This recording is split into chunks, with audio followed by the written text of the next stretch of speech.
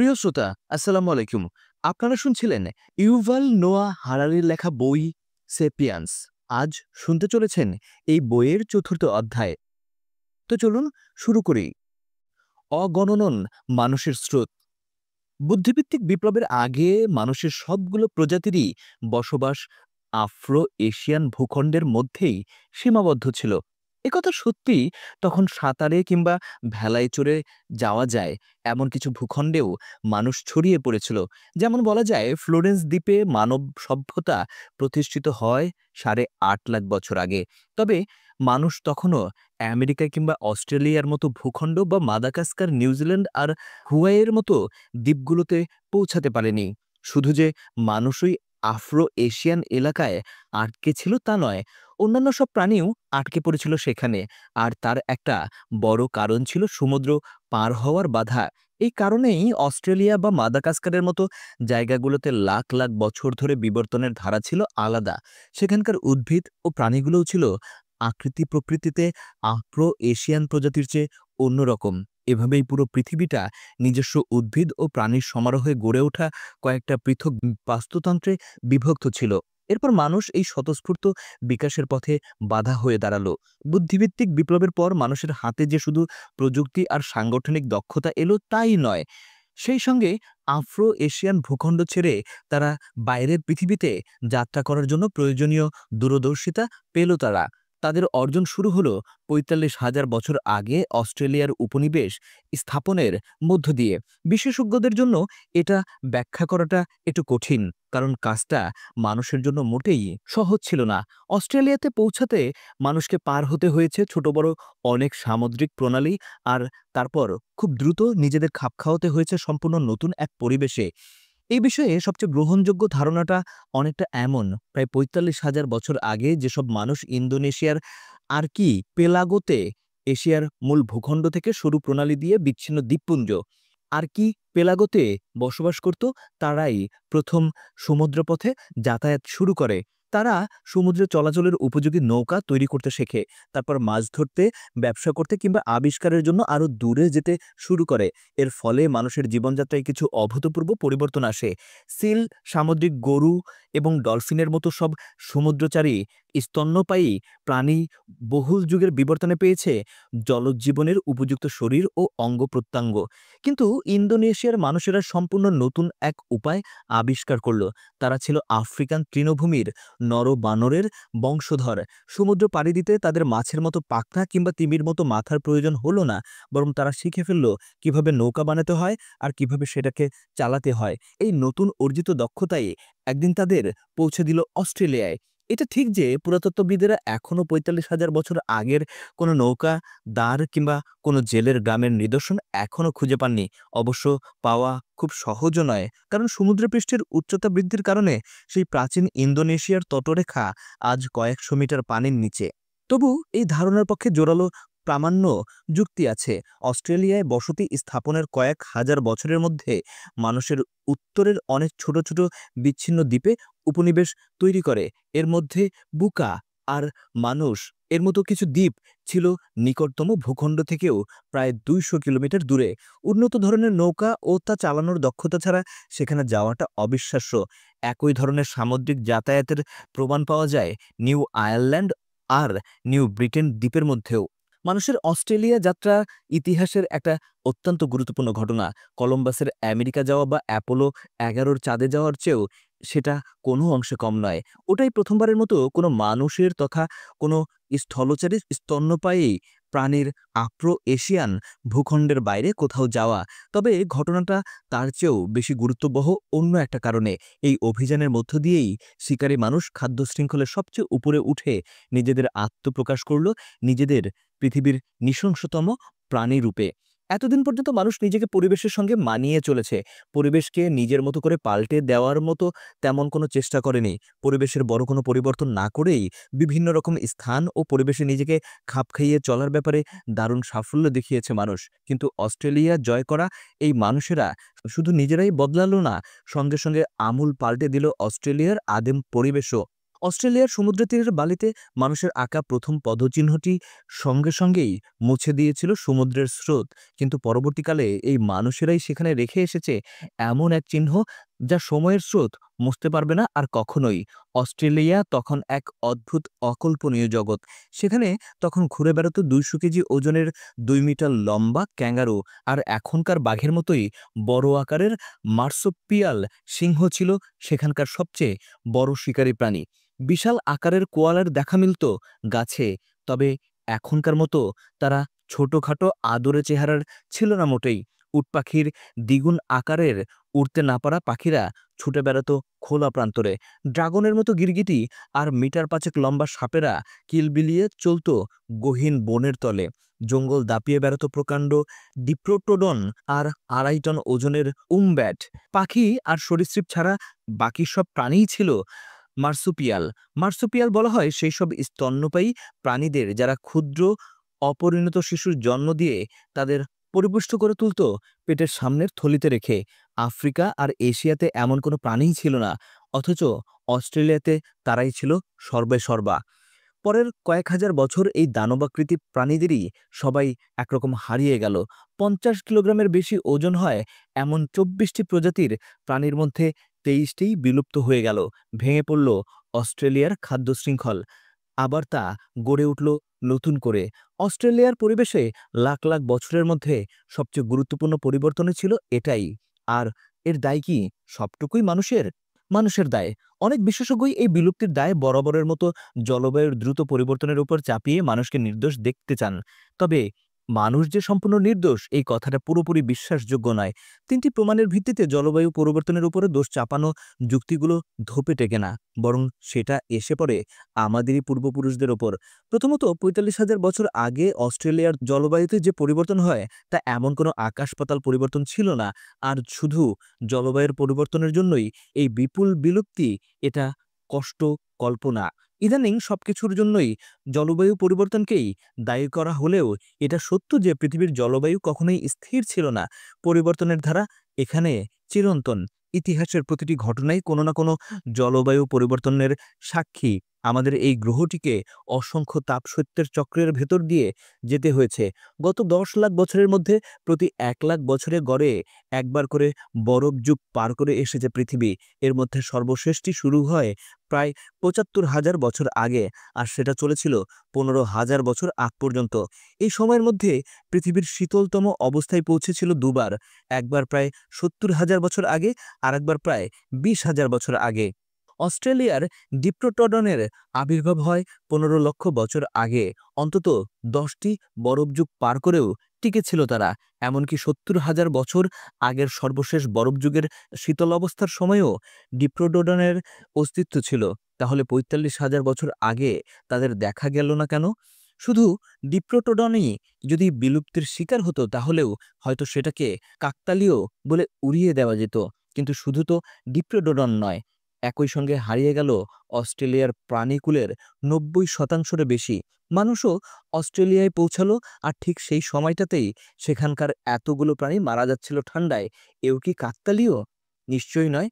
দ্বিতীয় যুক্তি হলো, জলবায়ু পরিবর্তনেই যদি এই সর্বগ্রাসী বিলুপ্ত এসে থাকে তাহলে তা জলে স্থলে একই সঙ্গে আসার কথা। কিন্তু 45,000 বছর আগে কোনো সামুদ্রিক প্রাণীর বিলুপ্তির চিহ্ন মেলে না। কাজেই মানুষের আগমন এর একটা কারণ হতে পারে বৈকি। কারণ সমুদ্র বিচরণ তখনও পটু না হয়ে উঠলেও তখনকার মানুষ ডাঙায় ছিল এক প্রবল হুমকি। তৃতীয়ত, অস্ট্রেলিয়ার মতো একই রকম ঘটনা পরের সহস্রাব্দগুলোতেও ঘটেছে, আর সেগুলো ঘটেছে সেই জায়গাতেই যেখানে মানুষ গেছে। কাজেই সেক্ষেত্রে মানুষ দায়মুক্ত হতে পারে না। উদাহরণ হিসেবে বলা যায় নিউজিল্যান্ডের প্রাণীকুলের কথা। 45,000 বছর আগের তথাকথিত জলবায়ু পরিবর্তন যাদের কিছুই করতে পারেনি, তারাই একেবারে ধ্বংসের দ্বারপ্রান্তে পৌঁছে গেল। মানুষ ওই দ্বীপে পা রাখতেই নিউজিল্যান্ডের প্রথম জনগোষ্ঠী মাওরিরা ওখানে পৌঁছে যায় প্রায় 800 বছর আগে। এর পরের কয়েক শতাব্দীর মধ্যেই ওখানকার প্রাণীদের বেশিরভাগ বিলুপ্ত হয়, যার মধ্যে ছিল সব পাখি প্রজাতির 60%। একই পরিণতি বরণ করতে হয়েছিল উত্তর মহাসাগরের সাইবেরিয়া উপকূল থেকে 200 কিলোমিটার উত্তরের র্যাঙ্গেল দ্বীপের ম্যামথগুলোকেও। লাখ লাখ বছর ধরে উত্তর গোলার্ধের অনেকটা জুড়ে ছিল এই ম্যামথেরা। কিন্তু মানুষ পৃথিবীতে ছড়িয়ে পড়তেই তারা আস্তে আস্তে সরে পড়ল। প্রথমে ইউরেশিয়ায়, পরে উত্তর আমেরিকায়। 10,000 বছর আগেও র্যাঙ্গেল ও উত্তর মেরুর কাছে কয়েকটা দ্বীপ ছাড়া আর কোথাও ম্যামথ ছিল না। র্যাঙ্গেল দ্বীপের ম্যামথরা আরও কয়েক হাজার বছর টিকে ছিল। তারপর 4,000 বছর আগে মানুষ সেখানে যেতেই তারা হারিয়ে গেল। এই ঘটনাগুলো শুধু অস্ট্রেলিয়ায় ঘটলেও সেটাকে একটা বিচ্ছিন্ন ঘটনা হিসেবে নিয়ে মানুষকে হয়তো ছাড় দেওয়া যেত, কিন্তু সামগ্রিক ইতিহাস বিবেচনা করে হোমো সেপিয়েন্সকে একটা খুনি প্রজাতি বলেই মনে হয়। এখন প্রশ্ন হলো, সেই প্রস্তর যুগের হাতিয়ারকে সম্বল করে মানুষ কিভাবে অস্ট্রেলিয়াতে এত বড় একটা প্রাকৃতিক বিপর্যয় ঘটালো? এর 3টা মানানসই উত্তর পাওয়া যায়। অস্ট্রেলিয়ায় বিলুপ্ত হওয়া প্রাণীদের বেশিরভাগই ছিল বড় বড় প্রাণী। এসব বড় প্রাণীর বংশবৃদ্ধি ঘটে ধীর গতিতে। এদের গর্ভকাল হয় দীর্ঘ, আর প্রতিবারই গর্ভধারণে এরা জন্ম দেয় স্বল্প সংখ্যক শিশুর। কাজেই মানুষ যদি কয়েক মাসে একটা করেও ডিপ্রোটোরন হত্যা করে, তাতেও এদের মৃত্যুহার জন্মহারের চেয়ে বেড়ে যাওয়ার কথা। এভাবেই পরের কয়েক হাজার বছরে সংখ্যায় কমতে কমতে একসময় পৃথিবীর সর্বশেষ ডিপ্রোটোডনটিও মারা গেল। আকারে প্রকাণ্ড হলেও অস্ট্রেলিয়ার ডিপ্রোডন ও অন্যান্য বড় প্রাণীগুলোকে হত্যা করা মানুষের জন্য খুব কঠিন হয়নি। এই দোপেও আততায়ী আচমকা আক্রমণে তারা বরাবরই ধরাশায়ী হতো। আফ্রো এশিয়ান ভূখণ্ডে 20 লাখ বছর ধরে বিবর্তিত হয়েছে মানুষ, অর্জন করেছে শিকারের সর্বোচ্চ দক্ষতা। সেই শাণিত দক্ষতা কাজে লাগিয়েই প্রায় 4 লক্ষ বছর আগে মানুষ বড় প্রাণী শিকার করতে শুরু করে। সেই সঙ্গে তাল মিলিয়ে আফ্রিকা আর এশিয়ার বড় প্রাণীগুলোকে মানুষের হাত থেকে পালিয়ে বাঁচতে শিখেছিল। এজন্যই তারা মানুষ কিংবা মানুষের মতো দেখতে সব প্রাণীদের থেকে নিরাপদ দূরত্ব বজায় রাখত। অস্ট্রেলিয়ার প্রাণীগুলো এই পালিয়ে বাঁচার ব্যাপারটা শিখে নেওয়ার সময়ই পায়নি। মানুষকে দেখে ক্ষতিকর প্রাণী মনে হওয়ার কোনো কারণ ছিল না। লম্বা, ধারালো দাঁত কিংবা পেশিবহুল ক্ষিপ্র শরীর, এমন কোনো শারীরিক বৈশিষ্ট্য মানুষের ছিল না যে তাকে দেখে ভয় পেতে হবে। কাজেই পৃথিবীর বৃহত্তম মার্সুপিয়াল প্রাণী ডিপ্রোডন প্রথমবার ক্ষুদ্র মানুষকে দেখেও হয়তো পাতা চিবোতেই বেশি মনোযোগী ছিল। মানুষকে দেখে ভয় পেতে হবে, এই বোধটা বিবর্তনের মাধ্যমে তৈরি হওয়ার কথা, কিন্তু বিবর্তিত হওয়ার জন্য যথেষ্ট সময় পায়নি অস্ট্রেলিয়ার প্রাণীগুলো। দ্বিতীয় ব্যাখ্যাটা হলো, অস্ট্রেলিয়ায় আসার আগেই মানুষ আগুনের ব্যবহার আয়ত্ত করেছিল। নতুন এক প্রতিকূল পরিবেশে ঝোপঝাড় আর ঘন জঙ্গলের মধ্যে পথ বের করে নিতে তারা সেটাই ব্যবহার করলো। আর আগুন দেখে আকৃষ্ট হওয়া প্রাণীগুলোও পরিণত হলো মানুষের সহজ শিকারে।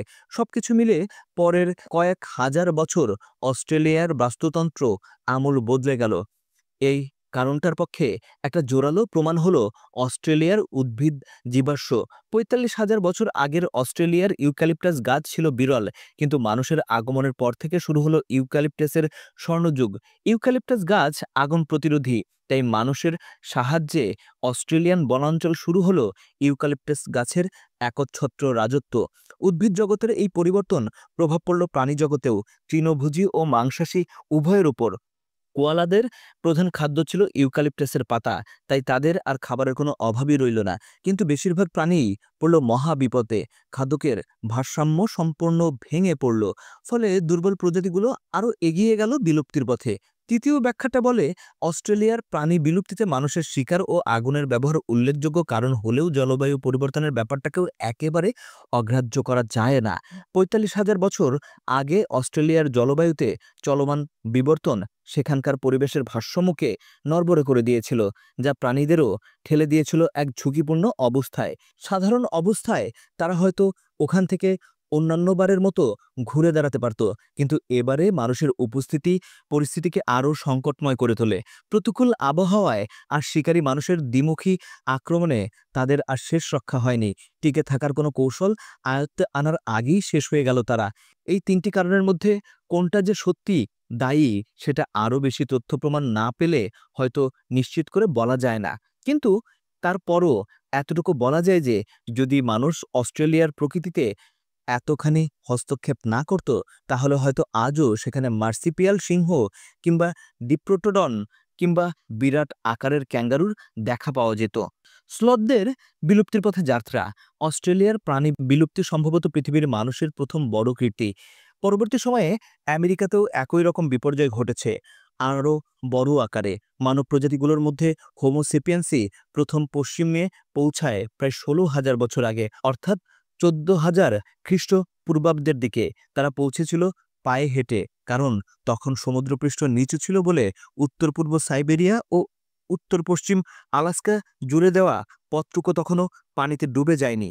তাই বলে অস্ট্রেলিয়া যাওয়ার চেয়ে একটু সহজও ছিল না এই যাত্রা। মানুষকে তখন টিকে থাকতে হয়েছে মেরু বলয়ের চরম আবহাওয়ায়, যেখানে শীতে সূর্যের দেখাই পাওয়া যায় না আর তাপমাত্রা মাঝে মধ্যে শূন্যের নিচে 50 ডিগ্রি পর্যন্ত নেমে যায়। এর আগে মানুষের কোনো প্রজাতিই উত্তর সাইবেরিয়ার মতো শীতল জায়গায় যেতে পারেনি, এমনকি শীত সহিষ্ণু নেয়ান্ডারথালরাও নয়। অথচ আফ্রিকার তৃণভূমির গরমে অভিযোজিত হোমো সেপিয়ান্সরাই তাদের উদ্ভাবনী কৌশলে সেই বরফের দেশে টিকে গেল। শীতল আবহাওয়ায় যেতে যেতেই তখনকার যাযাবর মানুষ পশম আর চামড়া সেলাই করে বরফের উপর চলার জুতা আর পোশাক তৈরি করতে শিখল। তাদের শিকারের অস্ত্র ও কৌশল দুই উন্নত হলো, আর সেটা কাজে লাগালো ম্যামথের মতো বড় প্রাণী শিকার করতে। গরম কাপড় আর উন্নত শিকার কৌশল, এই দুয়ের উপর ভরসা করেই মানুষ আরও শীতল স্থানে যেতে সাহস করল।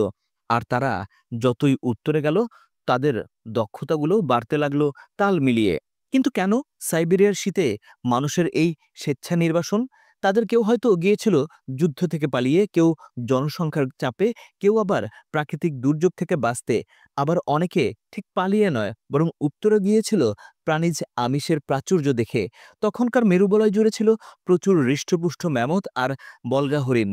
একটা ম্যামথ মানেই প্রচুর পরিমাণে মাংস, আর সেটা দীর্ঘকাল সংরক্ষণের জন্য বরফও ছিল অঢেল। তার সঙ্গে পাওয়া যেত চর্বি, পশম আর মূল্যবান দাঁত। সঙ্গীদের মাস্কো থেকে 200 কিলোমিটার পূর্বে প্রাচীন মানুষের বসতি। প্রত্নতাত্ত্বিক নিদর্শন থেকে জানা যায় ওখানকার ম্যামথ শিকারী মানব সমাজ কষ্টের সৃষ্টি নয়, রীতিমতো প্রাণ প্রাচুর্যে বিকশিত হয়েছিল। সময়ের সঙ্গে মানুষের দল ছড়িয়ে পড়ল নানা দিকে। তার ফলে ম্যামথ, মাস্টোডন, গন্ডার আর বল্গাহরিণ পরিণত হতে লাগলো খাদ্যে। 14,000 খ্রিস্টপূর্বাব্দের দিকে এই প্রাণীদের ধাওয়া করতে করতেই মানুষ উত্তর পূর্ব সাইবেরিয়া থেকে পৌঁছে গেল আলাস্কায়। আর এভাবেই যে নতুন একটা মহাদেশ আবিষ্কৃত হলো, মানুষ বা ম্যামথ কেউই সেটা বুঝতে পারেনি। শুরুর দিকে এই পথটা বন্ধ করে রেখেছিল বিরাট হিমবাহ, তাই খুব বেশি মানুষ তার উপরে যেতে পারেনি। তবে 12,000 খ্রিস্টপূর্বাব্দের দিকে বৈষয়িক উষ্ণায়নের প্রকোপে সেই বরফ গলে গিয়ে আলাস্কায় যাওয়ার পথ খুলে যায়। সেই নতুন পথে মানুষ দলে দলে পাড়ি জমায় নতুন মহাদেশে। মেরু অঞ্চলের শীতে অভ্যস্ত মানুষ দ্রুতই নতুন পরিবেশ আর আবহাওয়াতে নিজেদের খাপ খাইয়ে নেয়। সাইবেরিয়ার মানুষের বংশধরেরা বর্তমান যুক্তরাষ্ট্রের পূর্ব দিকে ঘন জঙ্গল, মিসিসিপির বদ্বীপের জলাভূমি, মেক্সিকোর মরুভূমি আর মধ্য আমেরিকার বনাঞ্চলে বসতি স্থাপন করল। আবার কেউ কেউ চলে গেল অ্যামাজন নদী বিধৌত এলাকায়, আন্দেজ পর্বতমালার উপত্যকায় কিংবা আর্জেন্টিনার পাম্পাস সমভূমিতে। পুরো মহাদেশে ছড়িয়ে পড়তে মানুষের সময় লেগেছিল বড়জোর 2,000 বছর। 10,000 খ্রিস্টপূর্বাব্দের মধ্যেই মানুষ দক্ষিণ আমেরিকার সর্বদক্ষিণে টিয়েরা দেল ফুয়েগো দ্বীপে পৌঁছে যায়। মানুষ এত দ্রুত আমেরিকার আদ্যপ্রান্ত দখল করতে পারার মূল কারণ তাদের অতুলনীয় বুদ্ধিমত্তা ও অভিযোজন ক্ষমতা। কার্যত বড় ধরনের কোনো জিনগত পরিবর্তন ছাড়াই আর কোনো প্রাণী এত রকম বৈচিত্র্যময় পরিবেশে এত দ্রুত নিজেদের মানিয়ে নিতে পারেনি। তবে মানুষের আমেরিকা দখলের প্রক্রিয়াটি মোটেই রক্তপাতহীন ছিল না। 14,000 বছর আগে আমেরিকার প্রাণীজগৎ এখনকার চেয়ে অনেক বেশি সমৃদ্ধ ছিল। আলাস্কা থেকে দক্ষিণে কানাডা ও পশ্চিম যুক্তরাষ্ট্রের সমভূমিতে এগিয়ে যাওয়ার পথে মানুষ সামনে পেল ম্যামথ, ম্যাস্টোডন, ভালুকের মতো বড় আকারের ইঁদুর, ঘোড়া ও উটের পাল আর বিশালকায় সিংহ।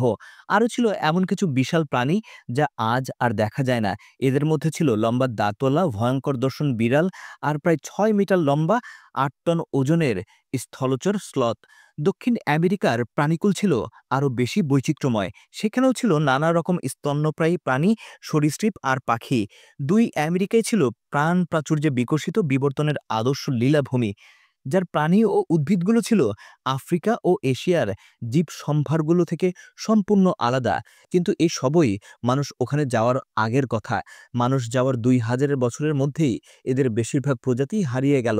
এখনকার হিসাব বলে এই অল্প সময়ের মধ্যেই উত্তর আমেরিকার 47টি প্রজাতির মধ্যে বিলুপ্ত হয় 34টি, আর দক্ষিণ আমেরিকায় 60টির মধ্যে 50টি। 3 কোটি বছর ধরে টিকে থাকা লম্বা দাঁতের বিড়ালগুলো বিলুপ্ত হলো, একই পরিণত হলো বিশাল স্লথ আর সিংহের। আমেরিকান প্রজাতির ঘোড়া আর উটের, বিশাল ইঁদুর আর ম্যামথের, তার সঙ্গে বিলুপ্ত হলো হাজার হাজার প্রজাতির ছোট ছোট স্তন্যপ্রায়ী প্রাণী, সরীসৃপ, পাখি, এমনকি পোকামাকড় আর পরজীবী। ম্যামথ বিলুপ্ত হওয়ার পর ম্যামথের সব রকম উকুনও বিলুপ্ত হয়। দশকের পর দশক ধরে প্রাণীর জীবাশ্ম আর দেহাবশেষের খোঁজে দুই আমেরিকার পাহাড় ও সমতলে চষে বেড়াচ্ছেন বিশেষজ্ঞরা। যখনই তারা কোনো কিছুর মিল খুঁজে পাচ্ছেন, পরম যত্নে সেগুলোকে পাঠিয়ে দিচ্ছেন গবেষণাগারে। সেটা হতে পারে প্রাচীন আমেরিকান উটের হাড় কিংবা সেই বিরাট স্লথের বিষ্ঠা। সেখানে প্রতিটি নমুনা পুঙ্খানুপুঙ্খভাবে পরীক্ষা করে তাদের বয়স নির্ণয় করা হয়। সব গবেষণার ফল পাওয়া গেছে একই রকম। সাম্প্রতিকতম নমুনাগুলোও সেই সময়ের, যখন মানুষ প্রথম আমেরিকায় আসে, অর্থাৎ 12,000 থেকে 9,000 খ্রিস্টপূর্বাব্দের মধ্যে। এর পরবর্তী সময়ের নমুনা পাওয়া গেছে কেবল কয়েকটি ক্যারিবিয়ান দ্বীপে, নির্দিষ্ট করে বললে কিউবা ও হিসপানিওলায়। সেখানে পাওয়া স্লথের বিষ্ঠা মোটামুটি 5,000 খ্রিস্টপূর্বাব্দের, ঠিক যে সময়ে মানুষ ক্যারিবিয়ান সাগর পাড়ি দিয়ে ওখানে পৌঁছায়। এর পরেও কিছু বিশেষজ্ঞ এইসবের জন্য মানুষের বদলে জলবায়ু পরিবর্তনকেই দায়ী করতে চান। সেক্ষেত্রে ধরে নিতে হয় যে 7,000 বছর ধরে পশ্চিমের সব জায়গার আবহাওয়া বদলে গেলেও কোনো রহস্যময় কারণে ক্যারিবিয়ান দ্বীপে বদলায়নি। কিন্তু আমেরিকায় পাওয়া প্রাণকে অস্বীকার করার কোনো সুযোগ নেই। আমরা যে এই বিলুপ্তির জন্য দায়ী, এই সত্যকে কোনোভাবেই এড়ানো যায় না। যদি জলবায়ুর পরিবর্তন এখানে কোনো ভূমিকা রেখেও থাকে, তবে মানুষের ভূমিকা ছিল তার চেয়েও অনেক বেশি। নুহের ন্যায় ঠাঁই হবে কাদের? অস্ট্রেলিয়া, আমেরিকার মতো মহাদেশ আর কিউবার মতো দ্বীপে প্রাণীদের যে গণবিলুপ্তি ঘটেছিল, তার চেয়ে একটু কমই ঘটেছিল আফ্রো এশিয়ান এলাকায়। সেখানে বিলুপ্ত প্রজাতিগুলোর মধ্যে হোমো সেপিয়ান্স বাদে মানুষের অন্য প্রজাতিগুলোও ছিল। এই ছোট বড় বিলুপ্তের ঘটনাগুলোকে এক সুতোয় গাঁথলে বোঝা যায় যে পৃথিবীর সবচেয়ে বড় একটা পরিবেশ বিপর্যয়ের প্রথম ধাক্কা এসেছিল মানুষের কাছ থেকেই। এতে সবচেয়ে বেশি ক্ষতিগ্রস্ত হয় বড় বড় লোমশ প্রাণী। বুদ্ধিভিত্তিক বিপ্লবের সময় এই পৃথিবীতে প্রায় 200 রকমের বড়, 50 কিলোগ্রামের বেশি ওজনের স্থলচর স্তন্যপায়ীর আবাস ছিল। আর কৃষি বিপ্লব আসার পর ছিল শখানেকের মতো।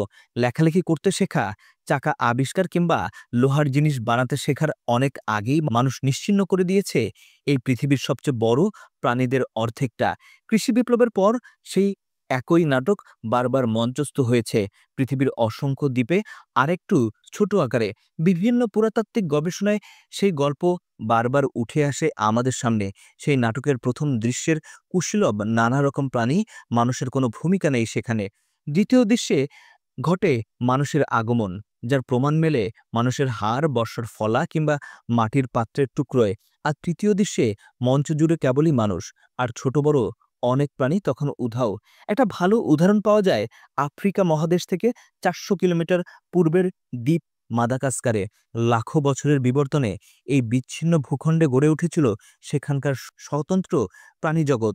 সেখানে ছিল এলিফ্যান্ট বার্ড নামে উড়তে না পারা পাখি, 3 মিটার উচ্চতা আর আধা টন ওজন নিয়ে এরাই ছিল পৃথিবীর সবচেয়ে বড় পাখি।